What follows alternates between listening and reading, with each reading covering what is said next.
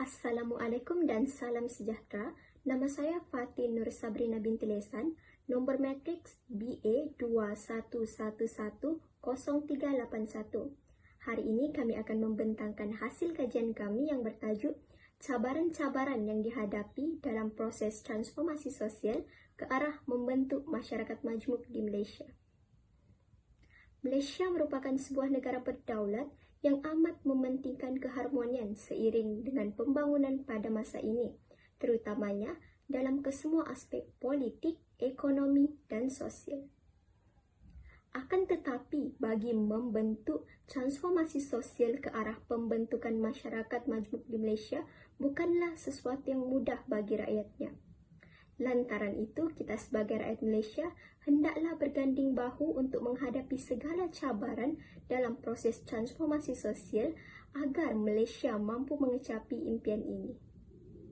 Makna kata cabaran menurut Kamus Dewan edisi kedua ialah sesuatu yang menjadi halangan atau gangguan dan membawa kepada sesuatu masalah yang perlu diselesaikan. Manakala menurut Kamus Dewan edisi keempat pula, cabaran menjadi sesuatu faktor yang menguji kesabaran seseorang atau sesebuah organisasi.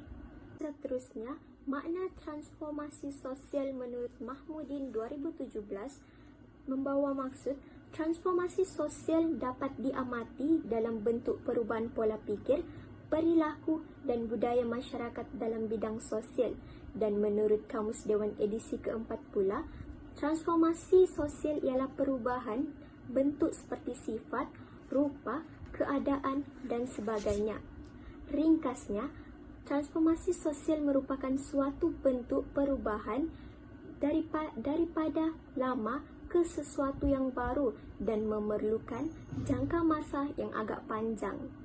Akhir sekali, makna kata masyarakat majmuk menurut Braham Sarindas 1977 menjelaskan masyarakat majmuk merupakan masyarakat yang terdiri daripada pelbagai bangsa dan membentuk satu kependudukan dari hidup sebagai komuniti-komuniti yang berasingan. Oleh itu, kita haruslah berbangga menjadi rakyat Malaysia kerana tidak dapat dinafikan Malaysia merupakan sebuah negara yang mempunyai komposisi masyarakat yang melibatkan puluhan etnik dan bangsa. Sekian, itu sahaja daripada saya. Seterusnya, saya serahkan kepada ahli-ahli kumpulan saya yang lain untuk menjelaskan apakah cabaran-cabaran yang dihadapi dalam proses transformasi sosial ke arah membentuk masyarakat majmuk di Malaysia. Assalamualaikum warahmatullahi taala wabarakatuh dan salam sejahtera. Nama saya Muhammad Daniel Aiman bin Nizal, nombor kad matriks BA21110668. Kita teruskan perbincangan kita mengenai cabaran-cabaran yang dihadapi dalam proses transformasi ke arah membentuk masyarakat majmuk di Malaysia. Cabaran yang pertama ialah dari segi suasana politik yang terdapat di Malaysia. Apakah yang dimaksudkan dengan politik? Politik menurut Kamus Dewan edisi keempat ialah ilmu atau cara pemerintahan yang merangkumi ilmu siasat dan ilmu kenegaraan. Di Malaysia, kita bahagikan kepada dua bahagian. Bahagian pertama terletak di Semenanjung di mana kita mempunyai UMNO, PAS, DAP, PKR, MCA, MIC dan juga PPP. Manakala bahagian kedua terletak di Sabah dan Sarawak di mana kita mempunyai PBDS, SUPPP, PBB dan juga PBS. Seperti DAP, PKR dan PPP, ia jelas bersifat komunal atau komunal politik yang berteraskan kaum. Keadaan ini sedikit sebanyak menjejaskan usaha ke arah membentuk perpaduan negara. Hal ini dikatakan kerana boleh dikatakan setiap kaum di Malaysia mempunyai parti politik tersendiri yang memperjuangkan hak dan juga kepentingan masing-masing. Namun, sesetengah masyarakat berpendapat bahawa sekiranya kita ingin mencapai perpaduan yang lebih kukuh dan utuh, konsep parti politik yang berasaskan kaum perlu dihapuskan. Setelah kewujudannya Barisan Nasional pada tahun 1973, ia mengamalkan konsep menginginkan dan membolehkan setiap kaum di negara ini diwakili dalam proses politik maupun pembangunan negara. Tambahan pula, Barisan Nasional berperanan penting dalam membangkitkan semangat perpaduan kaum di negara ini serta mereka bijak dalam menyelesaikan segala permasalahan maupun percanggahan yang berlaku secara kompromi maupun tolak ansur. Ini membuktikan pentadbiran Barisan Nasional berhasil membawa Malaysia ke arah integrasi dan perpaduan kaum. Walau bagaimanapun, kini Malaysia tidak lagi ditakbir oleh parti politik Barisan Nasional. Akan tetapi kepimpinan hari ini masih berteraskan konsep yang sama. Sekian dan terima kasih. Selamat sejahtera, saya Tenaga Pria Dewihan dan nombor matrik saya adalah BB21110218. Cabaran globalisasi merupakan salah satu cabaran yang dihadapi dalam proses transformasi sosial ke arah membentuk masyarakat majmuk di Malaysia. Dari segi istilah, perkataan globalisasi dimaknakan sebagai dunia tanpa sepadan di mana perhubungan menjadi pintas dan cepat. Seyogianya, setiap manusia boleh mengetahui keadaan dunia luar dan mampu memperoleh maklumat yang diperlukan dengan cepat. Dalam konteks yang sama, globalisasi membawa pengaruh dari barat dari segi ideologi, budaya hedonisme, nilai negatif, ekonomi bebas dan lain-lain ke negara kita. Tamsilannya, generasi muda dalam arus modernisasi ini dipengaruhi oleh gerakan liberal LGBT yang tersebar di media dengan cepat melalui proses globalisasi. Hal ini dikatakan demikian kerana generasi muda dan masyarakat tempatan masih menganggap segala budaya dan aktiviti yang datang dari barat adalah baik dan moden. Implikasinya, keadaan ini akan mewujudkan konflik dan memecah belahkan semangat perpaduan yang dipupur dalam kalangan masyarakat majmuk. Rentetan daripada itu, kerana ini juga akan mencemarkan nama baik negara dan dipandang rendah oleh negara-negara maju seperti Amerika Syarikat, Jepun, China dan sebagainya. Ringkasnya, cabaran globalisasi merupakan cabaran dominan untuk membentuk masyarakat majmuk di negara kita. Terima kasih. Assalamualaikum warahmatullahi wabarakatuh. Nama saya Nur Fatihah binti Romli, nomor matriks BB21110640. Saya akan membentangkan cabaran ketiga, iaitu tentang peningkatan masalah sosial di negara kita. Dalam era globalisasi ini, masalah sosial di negara kita semakin meningkat dari semasa ke semasa. Hal ini dikatakan berlaku kerana terdapatnya proses pembandaran yang berlaku di negara kita yang telah melebarkan lagi jurang ekonomi dan pola tempat tinggal antara.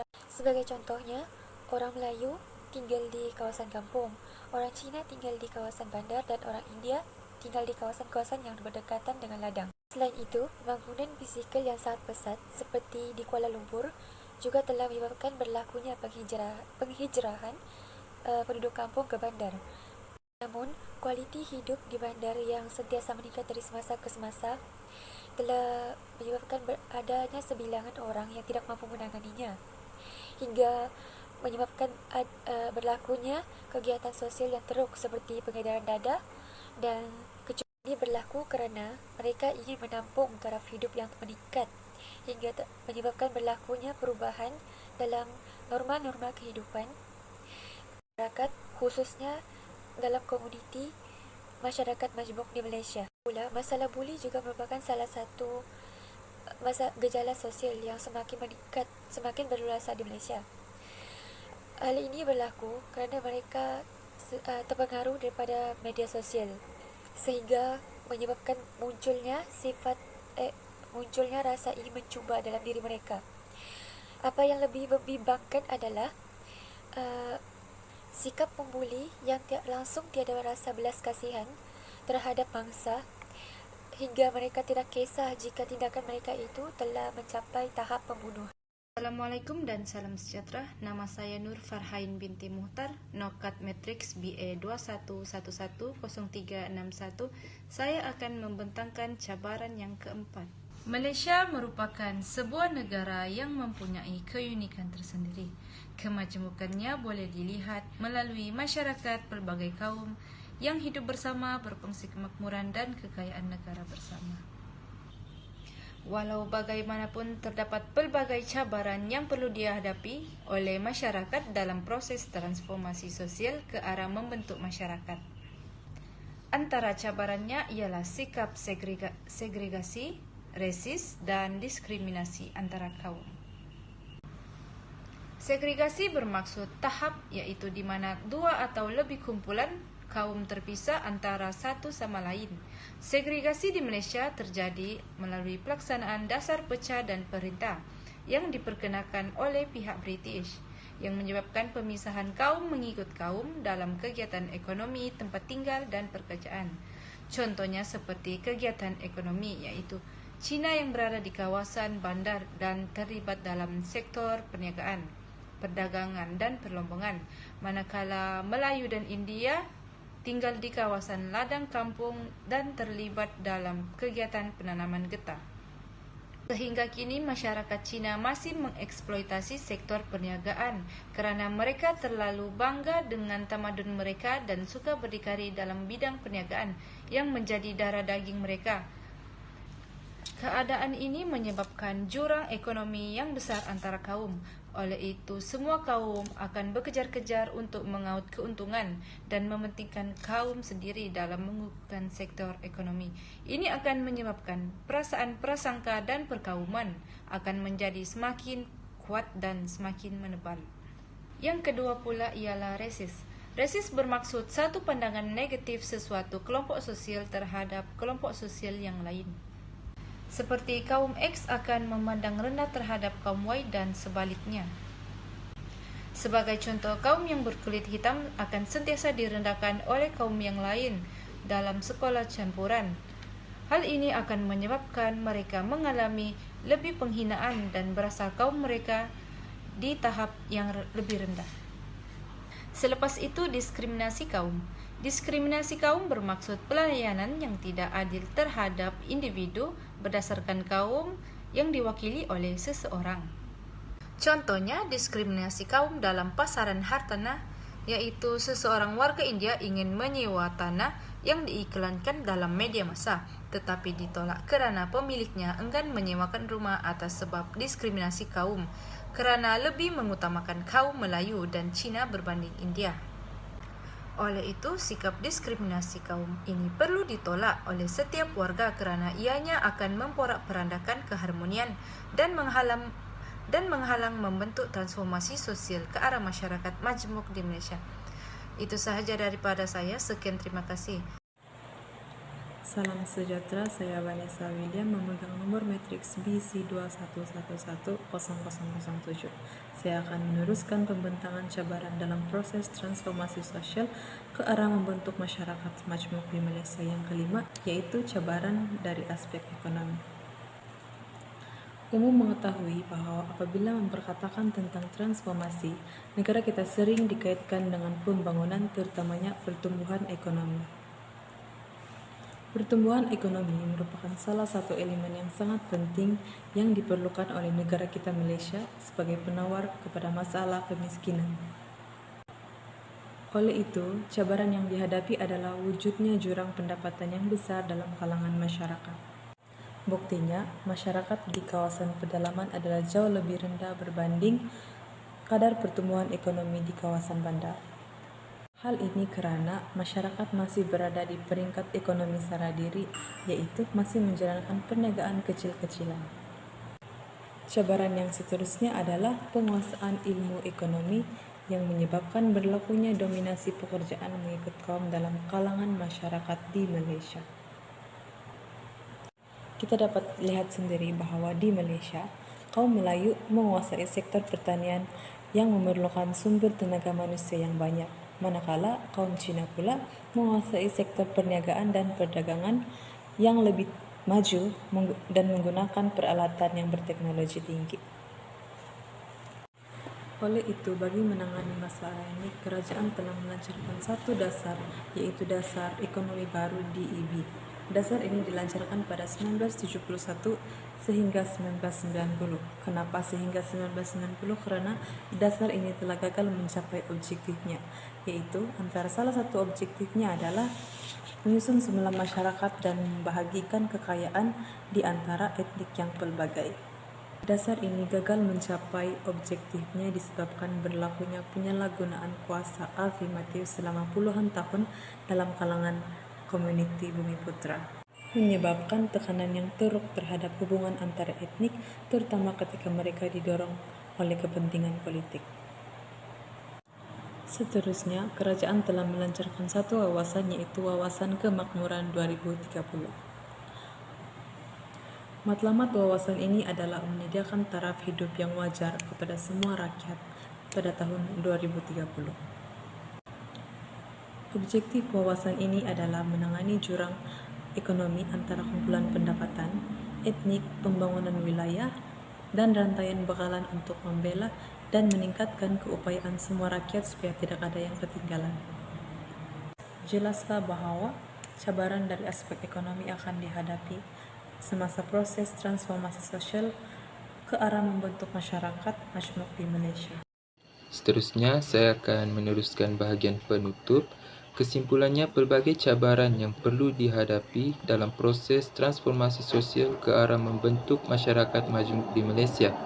Tambahan lagi, sehingga kini populasi etnik di Malaysia telah meliputi 3 etnik utama, iaitu Melayu, India dan Cina. Pembentukan masyarakat majmuk ni adalah penting kepada negara dan juga masyarakat. Antara kepentingannya ialah dapat mengajak individu ataupun masyarakat mengamalkan sikap bertolak ansur dengan kaum yang lain. Seterusnya, dapat membentuk perpaduan rakyat berbilang kaum, dapat mengenali adat resam kaum lain dan dapat membentuk rasa hormat kepada kebudayaan yang berbeza. Oleh itu, negara perlulah bijak dalam membuat perancangan untuk mengatasi segala cabaran dalam proses transformasi sosial ini. Di sini, peranan berbagai pihak amatlah penting dalam melaksanakan proses transformasi sosial ini. Hal ini kerana usaha untuk membentuk masyarakat majmuk di Malaysia tidak akan dapat tercapai tanpa adanya kerjasama daripada semua pihak. Sekian, terima kasih.